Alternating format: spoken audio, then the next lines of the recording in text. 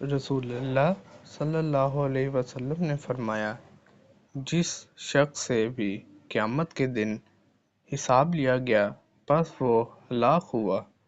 میں نے عرض کیا، یا رسول اللہ، کیا اللہ تعالیٰ نے خود نہیں فرمایا ہے کہ پس جن کا نامہ اعمال اس کے دائیں ہاتھ میں دیا گیا تو عن قریب اس سے ایک آسان حساب لیا جائے گا۔